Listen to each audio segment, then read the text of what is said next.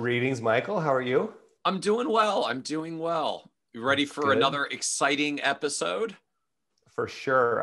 I keep wondering when you're going to turn around and draw something on that whiteboard for us. I feel like we're going to have to at some point. Of course, the problem is we both put this out as a video on YouTube and as a podcast. And yeah, I feel true. a little bit bad about the drawing on the whiteboard thing because the podcasters won't hear it. And then I have to explain what I'm drawing. And I feel like it goes downhill quickly at that point. I used to do that with Tess Vigeland on NPR. We used to do Marketplace Money. We used to do a segment called Financial Sketches on the Radio or something. And I'd have to describe like, okay, so I like want you to pretend you're drawing your Sharpie sketches on the radio with Tess. It was really fun. It was fun because you had to train that ability of like, okay, now imagine this. And so, yeah, we should try that sometime. And we should just all watch you try to do it. Yeah, well, I don't quite have the artistic gift that you do, but I appreciate it. Yeah, let's not go that far. Very cool. So we need to talk about something today. Yes. So I think it's going to be a surprise to people to hear you're like, you have a little, like, it's almost like a little nerve, a little thing. All we have to do is say, like, watch this, watch everybody, watch what happens. Those of you who are watching on YouTube, you can watch, but you might be able to hear it. If I just say the word goals, let's see what happens to Michael. All right. So you ticked this off in the last episode because we were talking about data gathering and like the challenges of getting the data and the information. And you kind of lobbed this piece out there of the challenges of getting people's goals. I said, oh goodness, yes, like drives me nuts. And so here we are. Like I felt like we have to come back to this and talk about this more because I am now getting to this point with, I don't know, like financial planning in our collective industry that I'm almost the cusp of just outright saying like, I hate goals-based planning. And I think it's ridiculous. And I feel like that's heresy because the whole industry right now is in a giant like shift towards goals-based planning as the center and the and the future. And I feel like every executive who's talking about the virtues of goals-based planning for the future of their organization has never sat across from someone in a first client meeting and said, so tell me about your goals. Because if they have, you never get a good answer. Like this whole goals-based planning framework presumes you can just ask someone about their goals and like, oh, well, I'm going to retire at this age with this much money and I need this at this time horizon. Also going to do this other thing. And like, we'll just pop all those goals out, set some dollar amounts to it. And off we go with our, perfectly allocated portfolio that matches the goal and the time horizon, the dollar amount. And when I have these conversations, people like, nobody knows what their goals are. Like the whole thing is predicated on this idea that clients can answer this question that most can't answer. And the ones that do, if I ask them like 2 follow-up questions, it becomes very clear that goal wasn't actually rooted in anything. It was like, when do you want to retire? Well, I think I want to retire at 65 and about $1 million. Like, cool. Could totally make a plan to do that. But like, just wondering, where did $1 million come from? Like, it seemed like a nice round number. Like, cool. Okay. If I showed you that you could retire at 63 with $800,000, if that was actually possible, would that be okay? Oh, well, yeah, that would be even better. Cool. Okay. Completely change your goals by 20%. All right. Tell me more about the work that you're doing. Oh, that's really cool. Like you have spent 30 years in your industry. Have you ever thought about consulting? Like after you retire, maybe going back and consulting a little more. Oh yeah, I think I could do that. Well, cool. Like what do you think you would earn from that? Like you have a really deep expertise. Could you do like 20, 30, even $50,000 a year? Oh yeah, I could probably do that. Okay, cool. If I showed you that doing $30,000 a year of consulting meant you could actually retire at 59, which would be 12 months from now. How does that sound? Oh my gosh, that'd be amazing. I could be done in 12 months and you'd only need $600,000 to do it because of the consulting income. Oh, that sounds fantastic. Great. So like in the span of about a 5-minute conversation, I cut your retirement goal by 40% and cut your retirement time horizon by 6 of the 7 years. And that's just like a few minutes of conversation. And why have we started with this goals conversation? And that would short circuit a planner's. No. Your goal was 65 with $1 million. So look, we can't even, I don't know that this is possible to not turn this into a complete rant session because I have been saying for 10 years, goals are guesses. And what I've noticed with humans, nobody likes to be asked what their goals are. So because I think you even overstated in saying that goals are I don't even find that it's goals or guesses. It's like, for something like goals aren't even guesses. They're just like plucked out of thin air ideas of things that sound like they might be neat or that a commercial told me would be awesome. Like it's not even often grounded in their own reality. Well, listen, of course it's not. We don't know. So Rene Girard's work on mimetic desire has, shown, I was going to say proven to us, but definitely in the age of Instagram, it's made it even harder. We don't even know. We look to our hint about what we want to what everybody else wants. So we like getting clear about your own goals is crazy. So I think the problem isn't in goal-based planning. The problem is in the fundamental concept of understanding or getting somebody to state their goals. And so I think the trick to this is teaching people what a goal is without ever using the word goal. Okay. Teaching people. And I think goal clarification is a massive value that we don't even realize we do when we do it right. Yep. Because nobody knows. And if they do know that, and if they pretend they know, it's just a guess based on what they saw everybody else do, or what they saw on Instagram. So I think the way to handle that, and then to also, even when we help them clarify their goals, to help them realize they're going to change. This is still a guess. I love the framework of strong opinion, loosely held, right? So we're gonna have a strong opinion about where we want to go, and we're gonna call that a goal, and then we're gonna actually actively look for disconfirming evidence to show up, because we don't have the information we need at the current location we're at. We don't have the information we need to know that we want to end up there 12 years from now. So we'll set that as a target, a strong opinion, and then we'll take one step. And when we take the one step, we'll look around. And if there's any disconfirming evidence, we'll change the goal. But the conversation, I think people, at least we found that people really enjoy these practical tips about how to have these conversations. So what I would look for is, before ever saying, like, remove goals, you're not allowed to ask, what are your goals, unless you teach somebody what you mean. So it can't be on an intake form. It can't. So you're going to have this series of this conversation where you ask some questions in the first part of the first meeting. We've talked about that. We had an episode on like great conversation to ask in first meetings. So let's say you say something like Bill Bacharach's classic, "Why is money important to you?" And somebody says to you, "Oh, the kids, I really want to make sure we give lots of opportunities to the kids." Okay, amazing. Tell me more about that. What does that mean? Like, why would, following Bill's model, why would giving great opportunities to the kids? Well, because I really want to make sure that they all have, that would be like, it's my most important thing, whatever. Like, then we've had this conversation over here, and we've taken notes, and we've thought, kids, opportunities. We can even say at that moment, that's amazing. In fact, in a minute, I'd like to put some framework around that. And when we do, we might even call it a goal, right? But tell me first, why is that important to you? Right? I remember a client, Julie, she said freedom, flexibility. And then she said, I want to have more time. I just work so much, I want to have more time. And that time, I was like, oh, time, that sounds like something we could put framework around. So I said, Julie, in a minute, we'll talk more about what it means. Like we'll put some framework around what having more time means, exactly what it looked like. And when we do, maybe we'll even call that a goal. So you're pulling out these things they identify. I like to think of that as purpose. Bill Bacharach calls that values. I just personally like the idea of purpose, or Simon Sinek's work on why. When we're having this conversation around why Dan Sullivan's 3 years from now, what would have to happen, we take that work and then say, okay, would you call that a goal?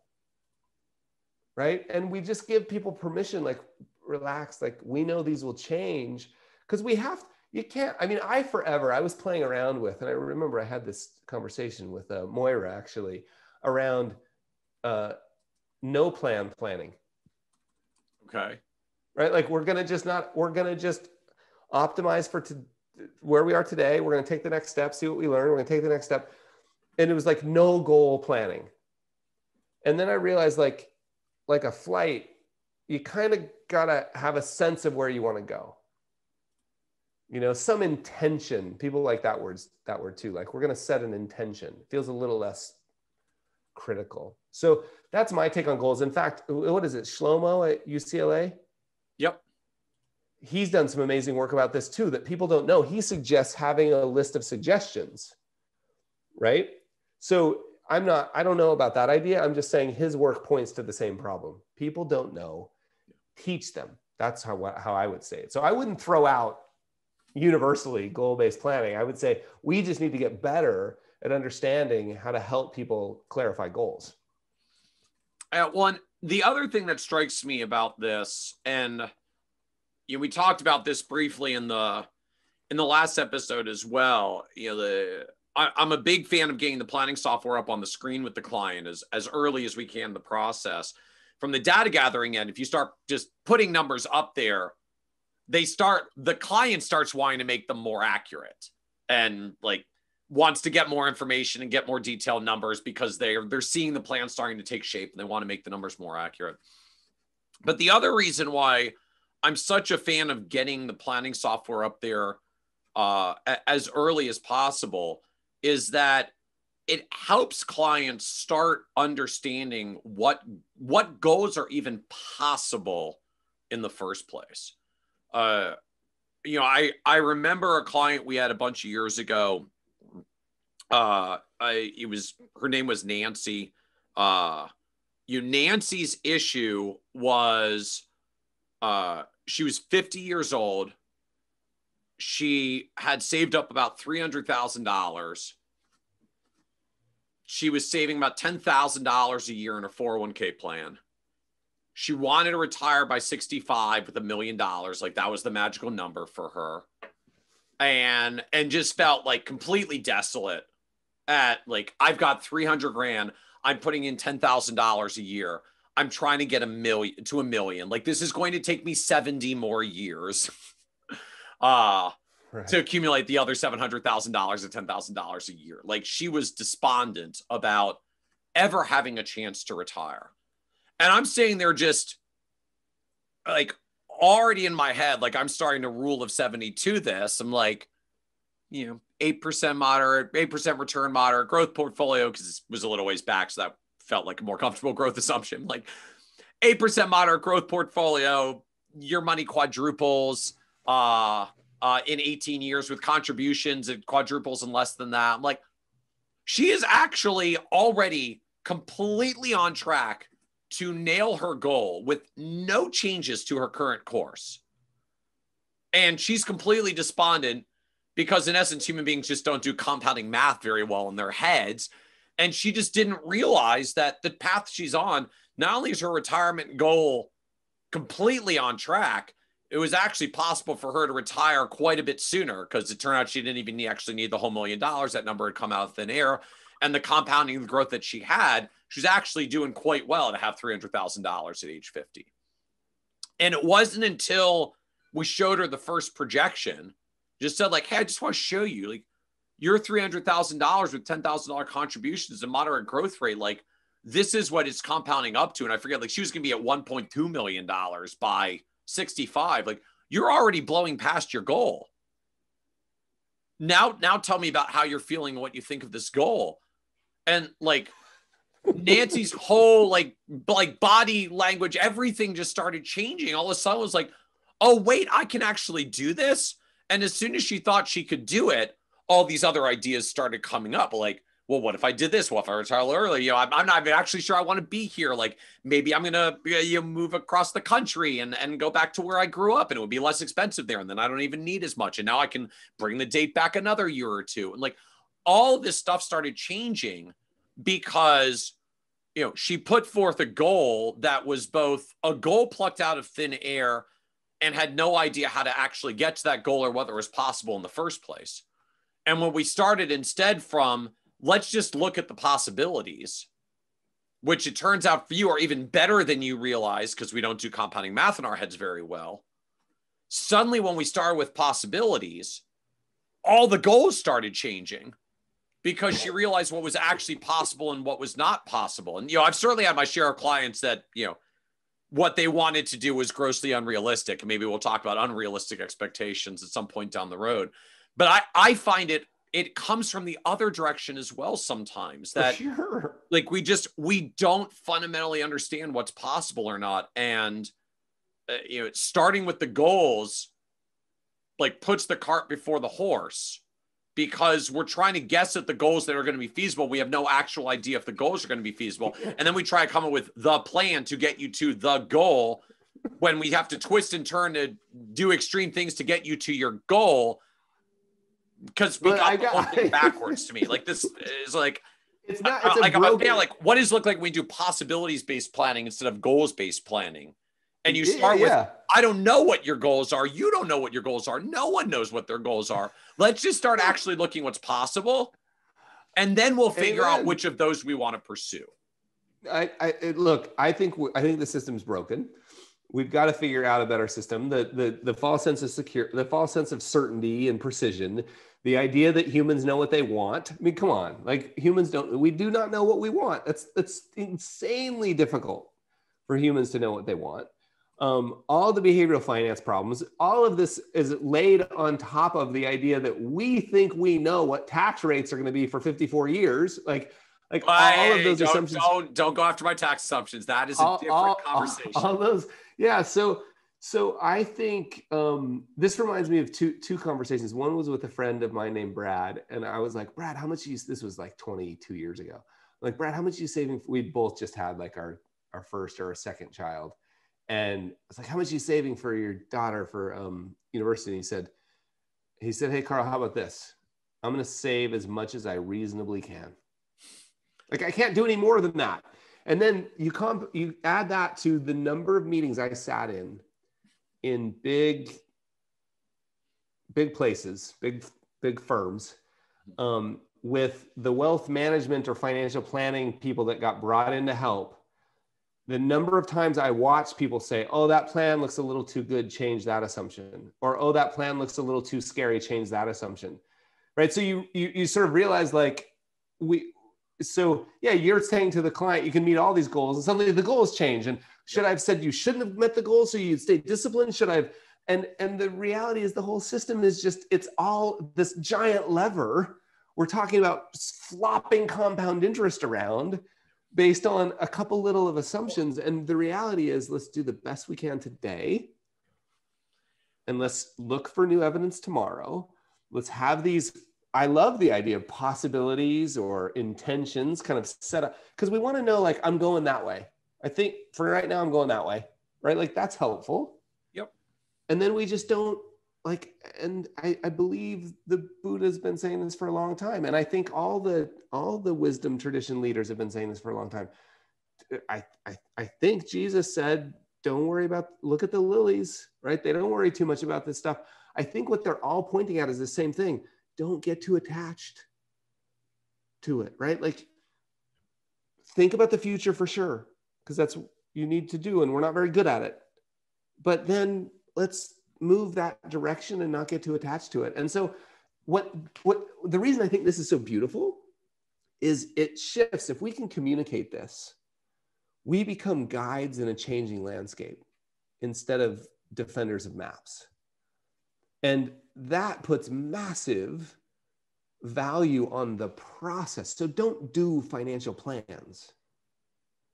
Do financial planning. And then suddenly we've got a relationship, right? And this relationship is me guiding you over the next 30 years, narrowing in the potential range of outcomes towards an outcome that felt intentional, at least, right? That's why I think goals are crazy, right? Like, I'm with you. Let's just throw them out. Yeah. Well, all right. I'm not quite sure I'm that far. That's how you started. I had to back you in off the ledge.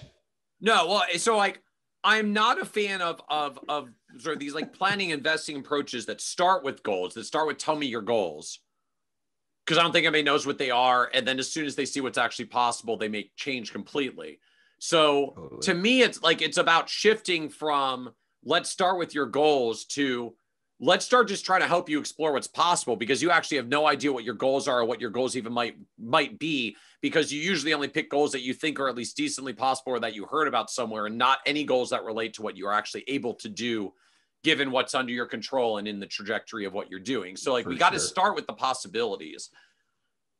But I do think there's value to eventually getting to some level of goal, not goal held strongly like this is the thing we're doing, the only thing we're doing when it's never going to change. So I certainly agree with you. Like, goals can and do change and morph. But I don't know, just for, I think both for a lot of clients and at some point, because I do have to make some investment decisions or implement some stuff or do some things, like I do need to set a mark on the ground and say, like, we are here, we are trying to get there. Like, you know, if you, yeah, I got to have some sense as to what your time horizon is to make some investment decisions. I got to have some sense as to what your income and goals are. I don't know how much insurance you need. Like, there still are things that at some point I have to tie back to numbers, because you have to save a dollar amount. You have to invest a certain way. You have to buy a certain amount of coverage. For sure. So like, I wouldn't necessarily come entirely away from goals, but we seem to always start with this idea of tell me your goals and I'll make you an awesome plan to get to them, as opposed to saying, let's start looking at what the possibilities are and we'll figure out what you're trying to march towards. And I love the way that you had put it, that just helping people with goal clarification is actually way more of a value than we often give it credit for. If only because when I help you clarify your goals, often your goals end up being so different than what you thought they were. It may turn out they were way more achievable, and that you're actually just going to get there faster and better with a more positive outcome, because I help clarify for you what you can actually do, instead of just having you rely on a number you plucked out of thin air, or what your neighbors are doing, or all the other cues we take when we don't actually have any idea what's possible with compounding math in 10, 20, 30 years. Instead of starting with, let's look at what's possible. And then you tell me whether you like this path and how it's shaping up, how you want to direct it, or if you want to start doing something differently to take yourself in a different direction. No, I completely agree with that. I think that the idea, I mean, the reality, this is like, we see this in other areas, like the lean startup and agile software development. And if you read much of the complexity theory, work that's been done on complexity and complexity theory, which is fascinating but super dense normally, the idea, we are dealing with a complex adaptive system when we're dealing with financial planning, because it's complex because we don't even know the inputs, but we certainly don't know the outputs, and the thing that happens in the middle is crazy. And it's adaptive because your interaction with the system changes the system. Right. So the only way to the only way to navigate a complex adaptive system out of the literature is you solve for the next local optimum and then you reset. And so, yeah, we have a desired future state. Like, that's kind of where we think we want to go, but we know that's a guess. So relax, Mr. and Mrs. Client. We're putting a stake in the ground out here. We're going to head that direction. I've taught you that we call that thing a goal, because you told me what was important to you and I put some framework around it and we called it a goal. Now let's head in that direction. And when we reset, we'll look for disconfirming evidence. Maybe we don't want that goal anymore. Guess what? That's okay. It's, in fact, not only is it okay if goals change, we should expect goals to change, but we still need them because they orient the plan. Right. So I think it's, I just think we need to flip the whole thing on its head and realize we're guides in a changing landscape, not defenders of a map. And so you don't have to get the map perfect before you leave, including the goals. You just have to have a guess and then take the first step. Well, I love it. I love it. We're not defenders of the map. Say it again. I like this. You're not a guide in a changing landscape. This is the single opinion I'm trying to forcibly insert into the industry right now. You are not real financial planners are not guides in a changing, are not defenders of outdated maps. They're guides in a changing landscape.